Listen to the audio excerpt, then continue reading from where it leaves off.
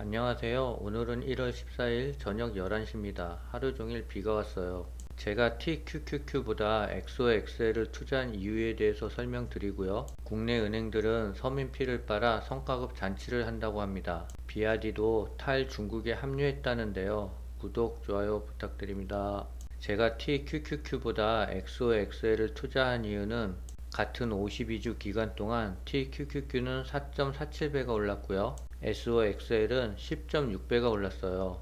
두 번째는 반도체의 상승 사이클이 곧 임박했다라고 생각했고요. 세 번째는 워런 버핏도 반도체 회사인 TSMC에 투자를 했습니다. 네 번째로는 2차 전지와 반도체는 4차 산업의 주역이고요. SOXL은 반도체로만 구성돼서 반도체에 집중적으로 투자하기가 용이하다고 생각했어요. 마지막으로는 경기 민감주로 변동폭이 커서입니다. 이자로 돈 엄청 벌더니 중형차 한 대값 성과급 쏜 은행이라는 기사가 나왔어요.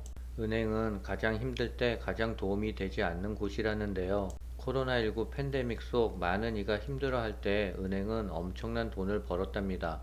은행이 성과급 잔치를 벌이는 걸 비판할 명분은 없지만 고객 서비스를 줄이고 불편을 가중시키면서 쉽게 번 돈으로 잔치를 벌이는 데에는 문제가 있다라고 합니다. 14일 금융권에 따르면 새해 벽두부터 은행들은 기본급의 300%에서 400%에 달하는 경영 성과급을 책정했다는데요. 신한은행은 기본급의 361%, 국민은행은 280%에 특별 경력금 340만을 따로 준다 하고요. 농협은행은 기본급의 400%를 지급합니다. 기본급을 400만원이라고 가정했을 때 중형차 한 대 가격인 1600만원에 달하는 금액을 받게 되는 셈이에요. 기업의 이익이 많이 났다면 한 해 동안 고생한 직원들에게 높은 성과급을 주는 건 당연한데요.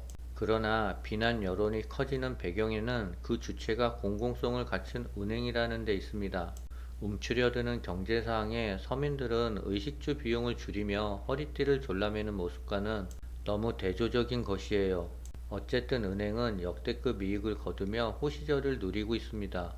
은행 이익의 대부분이 예대마진, 즉 대출이자에서 예금 이자를 뺀 나머지 부분에서 나온다는 점도 너무 아쉽고요. 서민들은 고금리에 따른 이자 부담에 가계 고통이 커지고 있지만 땅 짓고 헤엄치기라 불리는 이자 장사로 그들만의 잔치를 벌인다고 눈총을 주는 이유입니다. 한국은행은 어제 13일날 기준금리를 0.25% 올려서 3.5%가 됐어요. 기준금리는 3.5%에서 멈출 것 같다는 전망이 나왔고요. 2023년도에 인하 논의는 시기상조라고 합니다. 미국의 기준금리는 현재 4.5%고요. 우리나라의 기준금리는 3.5%입니다. 2월 달에 미국은 0.25%를 올려서 0.75%가 될 거예요. 그러나 미국에서 한 번 더 0.25%를 올린다면 우리나라도 3.5%를 고수하기는 힘들 거예요. 다음 주 미국의 이벤트는 월요일 날은 마터 루티킹 주니어 추모일로서 휴장입니다. 18일 수요일에 근원 소매 판매와 생산자 물가지수 발표가 있고요. 19일 목요일에는 신규 실업수당 청구 건수 발표가 있어요.